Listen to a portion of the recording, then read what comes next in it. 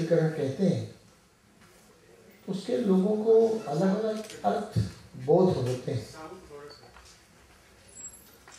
तो अलग अलग अर्थबोध होते हैं। तो भारत का मानस जैसा है वो अभी के प्रचलित शब्द वैश्वीकरण को जोड़ ले रहा है क्रमवश।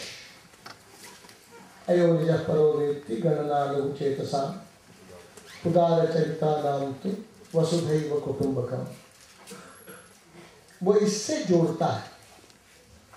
तो उसका वैश्वीकरण कोई बुरा तो लगता है, या वो ये सीखता रहा है, समझता रहा है आनो भद्राः कर्तवो यन्तु विश्वतः, that noble thoughts come from all parts of the globe। लेकिन शब्द कुछ होंगे, अर्थ कुछ और होगा। तो दिक्कत यहाँ है, हम कहेंगे विश्व एक परिवार है, कुटुंब है, लेकिन जो वैश्वीकरण की बात कर रहे हैं उनके लिए विश्व एक बाजार है। इसलिए जब वो वर्ल्ड ऑर्डर की बात कह रहे हैं तो उसमें वो अपने आधिपत्य की बात कह रहे होते हैं।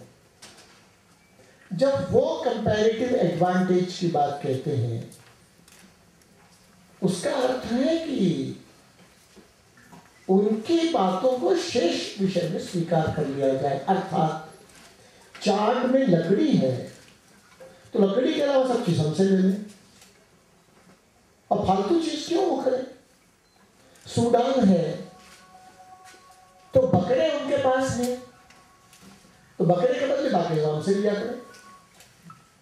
और हम निर्देशित करेंगे कि हम देने वाला किस कीमत पर दे।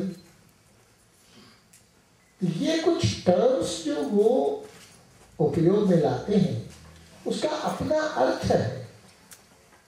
वो कहेंगे फ्री मार्केट, अर्थ है कि आपके बाजार में हमको अपनी शर्तों पर घुसने की इजाजत दीजिए। वो कह रहे हैं लेवल प्लेइंग फील्ड।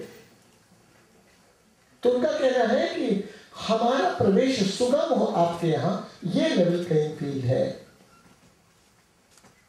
और ये सब एक विशिष्ट स्थितियों में ही कहेंगे। इसलिए जब वो कहते हैं वैश्वीकरण तो उनका सोचना है एक यूनिफॉर्म, एक वर्ल्ड ऑर्डर, उसमें आधिपत्य अमेरिका का, तब तो वैश्वीकरण है। नहीं तो ऐसे उनकी जरूरत नहीं है। अब इसमें शुरू से ही रूल्स ऑफ द गेम वे सेट करेंगे। एक तरफ कहेंगे पूरी दुनिया में सुख शांति होना चाहिए, हम तो WTO का यही उद्देश्य मानते हैं। लिखेंगे भी ऐसा, सबके अभावों की पूर्ति। लेकिन रूल्स ऑफ द गेम ऐसा बनाएंगे जिसमें एक देश को एक वोट, देश है 206, आबादी है 7 अरब, ग्लोबल विलेज कहेंगे। तो ग्लोबल विलेज में आप 7 अरब लोगों के योगक्षेम की बात करिए ना, नहीं, 206 देश, एक देश को एक वोट। तो 125 करोड़ के भारत को भी एक वोट और 26,000 आबादी के देश को भी एक वोट। ऐसे 125-150 देश जो 1 करोड़ से कम है उनको मैनिपुलेट कर लेना उनके लिए संभव है। इसलिए वो नियम बनाएंगे, ये नहीं कि 1 करोड़ पर एक वोट, कुल 700 वोट रहेगा तो भारत को 125 वोट, 130 वोट चीन को, ये नहीं होगा।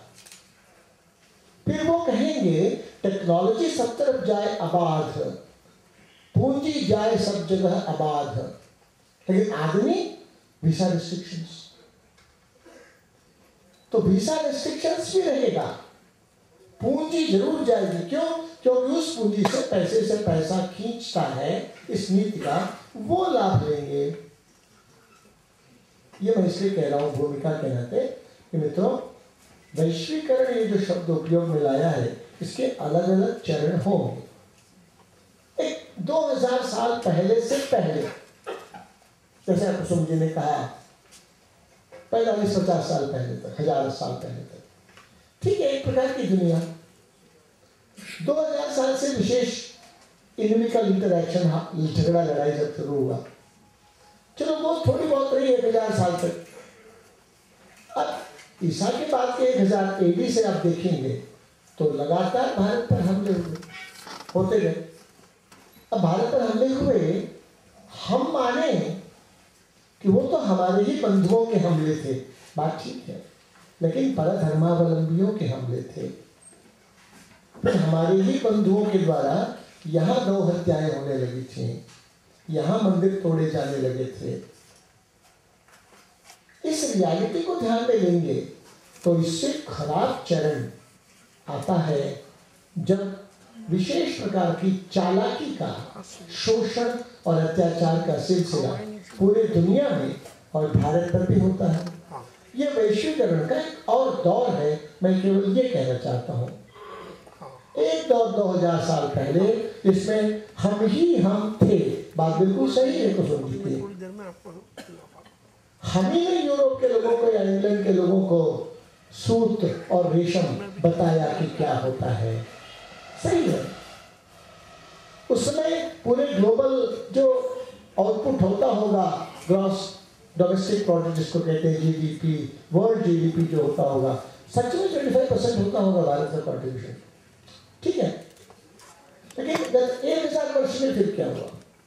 1000 वर्ष भी ठीक था, 200-250 साल पहले तक भी हम सुप्रीम थे, बात बिल्कुल ठीक है। लेकिन जो गड़बड़ हुई है 250 साल से, उस 250 साल में क्या गड़बड़ हुई, उसके बैकग्राउंड देखेंगे तो एक है 1492, एक है 1498। 1492 में कहा गया कि कोलंबस ने अमेरिका खोजा। वहां से वो खोजा कि नहीं खोजा अलग बात, उपनिवेशवाद की नींव पड़ती है। यूरोप के सब प्रकार के रिजेक्टेड लोग पोर्टुगीज दल की तरफ से जाते हैं, लगभग आधी आबादी आगे के 100-150 वर्षों में ट्रांसफर माइग्रेट हो जाती है। और ये जैसा एक उपनिवेशवाद हुआ तो उसके बाद पूरी दुनिया पर उसकी धमक यूं हो जाती है कि सारी दुनिया में दौर चलता है उपनिवेशवाद, हथियारवाद, सरकारवाद और बाजारवाद। ये पिछले 200-250 वर्षों का भी हम जरूर एक स्टॉक टेकिंग करें, बात सही है। टाइम स्केल हम बढ़ाएंगे हजारों साल का तो ये 200 साल बहुत कम है, लेकिन इस 200 साल में भुगतने वाले लोगों को आप देखेंगे तो ये 200 साल बहुत ज्यादा है। इसलिए इसको हम जब वैश्वीकरण का ये दृश्य देखते हैं तो इस दृश्य के घातक प्रभाव की चर्चा आवश्यक है, महत्वपूर्ण है। और इसको अगर समझना है तो मैं ऐसे ही कुछ किताबें आपको बताता हूं। एक इनफ इज इनफ, डेविसन बुद्धू की लिखी, 2 जोसेफ स्टिग्लिट्ज की लिखी हुई ग्लोबलाइजेशन एंड इट्स डिस्कंटेंट्स, तीसरी किताब कार्लटन की लिखी हुई when corporations rule the world, चौथी किताब जॉन परकिंस की लिखी हुई confessions of an economic hitman. ऐसे नमूने की कुछ किताब। तो इससे मालूम पड़ेगा कि जो ग्लोबल वर्ल्ड ऑर्डर की बात जो भी सोची गई उसका उद्देश्य इतना ही था कि और ज्यादा शोषण, और ज्यादा लूट, और ज्यादा एकाधिपत्य, और ज्यादा निर्ममता, और ज्यादा मानव विरोधी व्यवस्था, और ज्यादा प्रकृति विरोधी व्यवस्था खड़ी हो सके पूरी दुनिया में। और लेजिटिमाइज करने के लिए इंस्ट्रूमेंट्स को भी ईजाद करने में वर्ल्ड ट्रेड ऑर्गेनाइजेशन सभी की संस्थाओं का विकास दुनिया में कोशिश की गई। ये द्वितीय विश्व युद्ध के बाद हुई व्यवस्थाएं हैं। एक एक बात हो गई दोस्तों, जहां एक तरफ ये बात है वहीं ये बाजारवाद, जैसा कहा